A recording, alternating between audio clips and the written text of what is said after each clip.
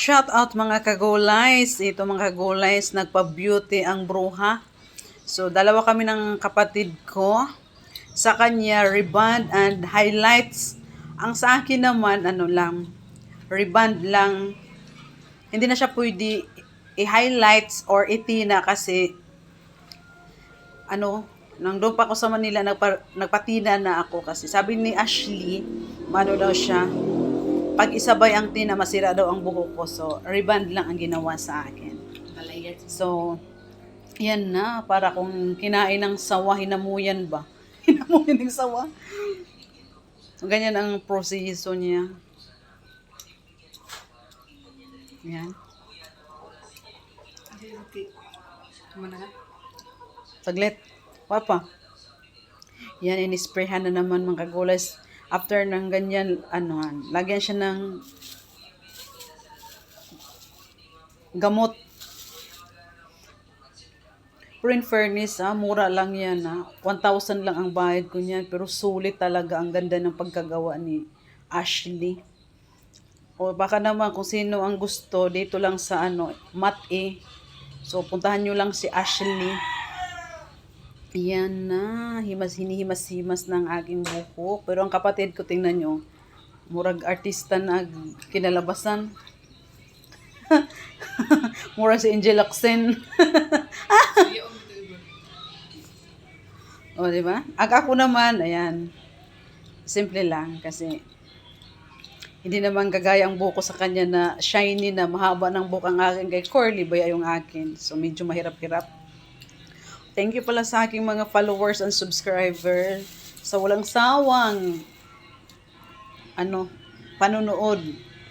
Kahit walang kakwinta-kwinta, yan na naman, inano naman ni Ashley. Pinaplansya ang aking buhok. Basta aabot siya ng 3 oras or 2 oras paggawa sa aking buhok. Mahaba-haba din. Ay, pasensya na pala mga kagulay sa background. Pag nandito kasi sa probinsya, hindi mo maiwasan talaga maingay. Marinig mo ang ingay ng manok, marinig nyo ang yung motor, basta lahat na ng mga ingay nandyan na. Hindi ka naman pwede makatago sa kwarto na mag-voice over kasi kahit hindi naman kasi tinted. Butas-butas ba pag nandito tayo sa probinsya? Ang mga kwarto, marinig pa. Minsan nga, gabi na ako pag nakatulog na yung mga tao mag-voice over. Kahit gabi pa din, may ingay pa din sa labas. Yun na, thank you pala Ashley.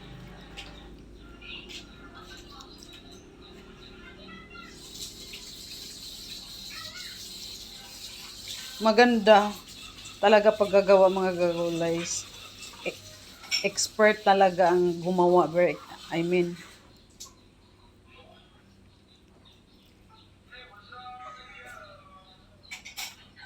Pinagawa ko naman tong aking buhok doon sa Bahrain. Ano lang to siya yung noon sa Bahrain? Keratin ba? Brazilian lang. Iba kasi ang Brazilian at saka reband. Kasi ang Brazilian, gamot lang siya, gamot. Itong reband kasi, bugbugin mo talaga yung buhok mo ba ng gamot para maging straight ang buhok mo. So, ganyan ang ginawa sa akin. Diba?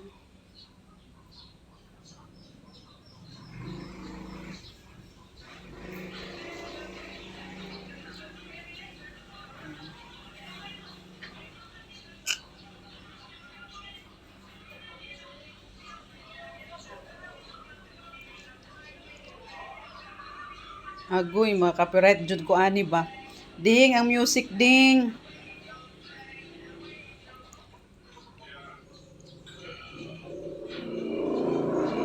Thank you pala kay Ashley sa pag-reband. In fairness hindi masyado mahal ang niya bayad sa pagpa-reband. 1,000 lang yan mga kagulays. Pero ilang bisis talaga, sulit talaga ang 1,000 mo kaysa, nakatry na kasi ako David Salon. Saglit lang, pero dito nako, ang daming proseso.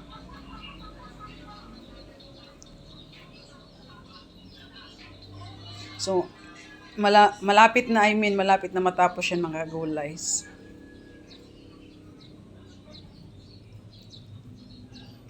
Yun, ilang beses niya inano ang aking buhok, ginamot. So, yan. Ano na niya? Kumbaga, final outlooks na. Paplansyahin na lang niya. Dryer, then plancha. So, malapit na matapos yan, mga kagulays. So, tingnan nyo na lang ang aking buhok.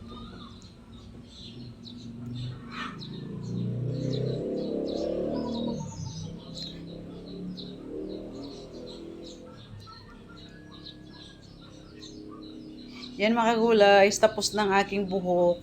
So, ito na. O, di ba ang ganda ng nag-reband sa akin? Yan na po ang aking buhok. O, di ba ang ganda? 1,000 lang yan mga kagulays. So, yan lang po guys. Thank you for watching. Bye! Dataw dat. Or,